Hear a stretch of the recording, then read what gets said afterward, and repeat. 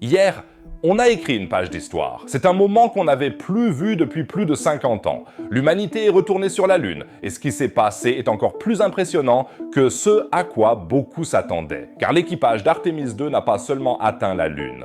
Il a effectué un survol historique, battu des records et vu des choses que personne n'avait vues depuis Apollo.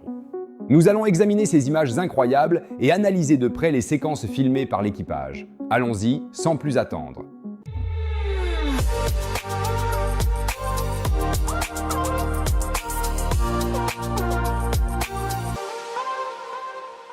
La mission Artemis II de la NASA est la première mission lunaire habitée depuis Apollo 17 en 1972, soit depuis plus de 50 ans. 4 astronautes sont à bord de la capsule Orion.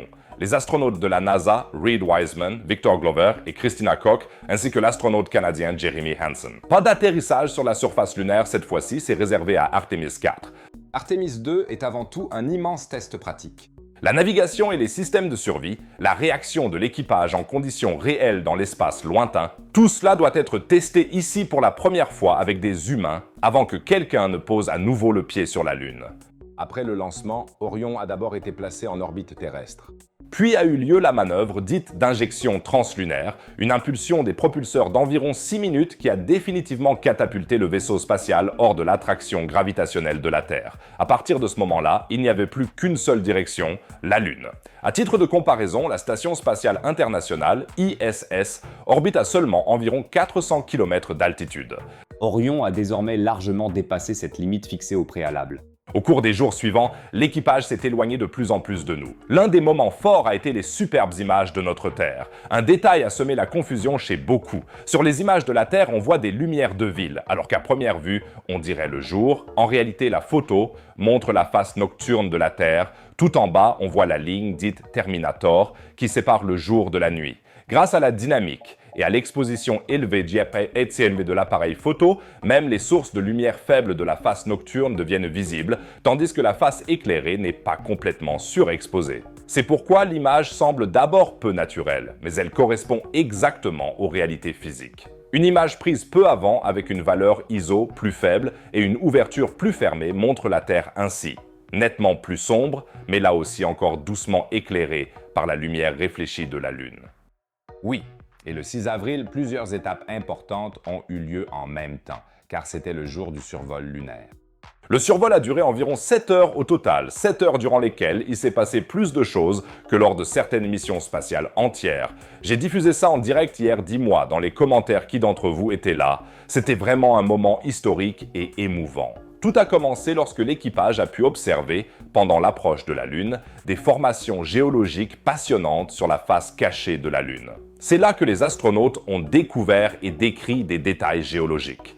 Des différences de couleurs frappantes, des variations de luminosité, des bords de cratères marquants. D'un point de vue scientifique, ça peut paraître aride au premier abord, mais ce n'est pas du tout le cas, car la couleur et la texture de la surface lunaire nous révèlent de quoi elle est composée et quel âge ont certaines formations rocheuses. La géologue lunaire Dr Sarah Noble du Goddard Space Flight Center l'a décrit ainsi: « Les informations sur les couleurs que l'œil humain peut fournir sont irremplaçables pour nous, des nuances qu'aucun instrument ne peut détecter avec autant de précision. » Puis vint le moment que tout le personnel au sol attendait. Vu depuis la Terre, Orion a disparu derrière la Lune. Silence radio. Pendant 40 minutes, aucun signal, aucun flux de données, aucun contact. Le Deep Space Network de la NASA, ce réseau de radiotélescopes géants grâce auquel l'humanité guide ses sondes à travers tout le système solaire, ne recevait rien. La Lune faisait obstacle. C'est complètement fou quand on y pense. 4 personnes dans une capsule, plus éloignées de la Terre que tout être humain auparavant, et entièrement livrées à elles-mêmes. À 1h du matin, heure d'Europe centrale, Orion a atteint son point le plus proche de la Lune, à 6500 km au-dessus de la surface. 2 minutes plus tard, un nouveau record a été établi. À une distance de 406 800 km de la Terre, Wiseman, Glover, Koch et Hansen ont officiellement battu le record de l'équipage d'Apollo 13 et sont désormais les personnes qui se sont le plus éloignées de notre planète. C'est dingue! Alors qu'Orion survolait la face cachée de la Lune, c'est-à-dire celle qui reste en permanence invisible depuis la Terre, l'équipage a effectué des observations scientifiques qui nous occuperont encore pendant des années. D'immenses cratères d'impact, d'anciennes plaines de lave solidifiées, des chaînes de montagnes et des fissures qui s'étendent à la surface comme des cicatrices. Le bassin oriental, par exemple, large de près de 950 km et vieux de 3,8 milliards d'années, figurait en tête de la liste d'observations. De telles structures témoignent de la période de formation du système solaire. Non loin de là, le bassin Hertzsprung, également sur la face cachée, d'un diamètre de près de 400 km, plus ancien que l'oriental et nettement plus érodé par d'innombrables impacts tardifs. La comparaison directe des deux structures à travers les yeux des astronautes fournit des données qu'aucun satellite n'aurait jamais pu enregistrer ainsi.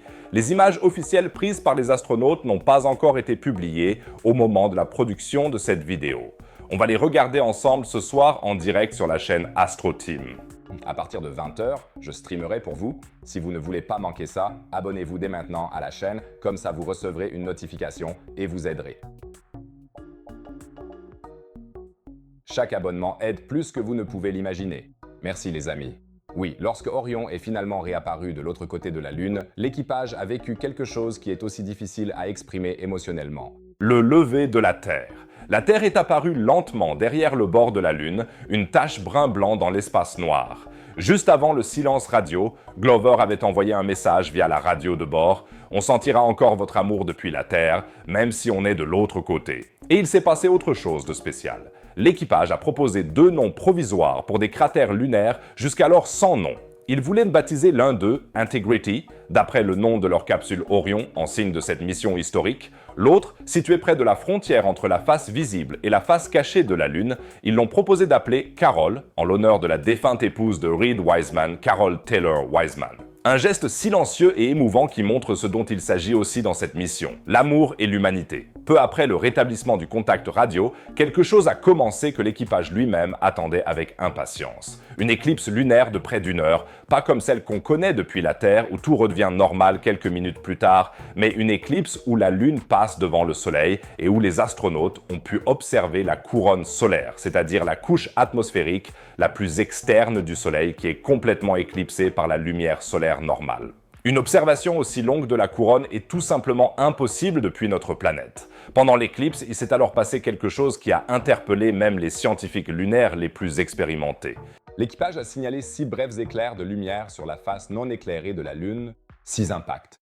Des météorites qui se sont écrasés sur la surface lunaire à des dizaines de milliers de kilomètres par heure. Pas de coussin d'air de protection, pas de freinage, impact direct. Les éclairs lumineux qui en résultent sont brefs, mais mesurables, et les chercheurs utilisent de tels événements pour calculer la fréquence des impacts et tirer des conclusions sur les dangers potentiels pour de futures bases lunaires.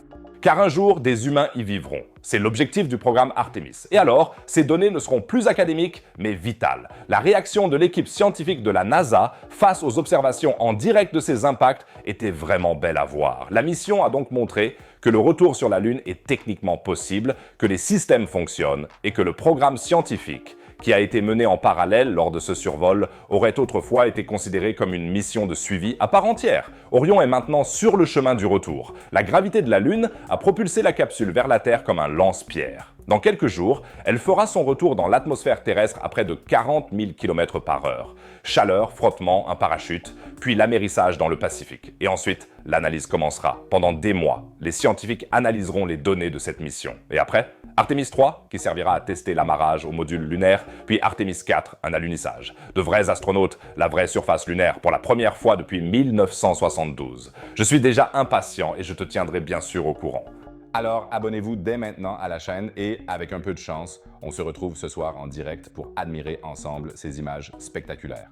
Et à propos de percées astronomiques, dans la prochaine vidéo, on va s'intéresser à quelque chose qui fait aussi sensation dans le monde scientifique, mais cette fois-ci sur Mars. Au plus profond de la planète rouge, des chercheurs ont découvert une anomalie gigantesque. Quelque chose de si lourd et si profond que ça accélère la rotation de toute la planète. Mars tourne plus vite qu'elle ne le devrait et personne ne s'y attendait. Pour découvrir ce qui sommeille exactement là-dessous, regarde la vidéo en haut à droite, clique absolument dessus, c'est très passionnant.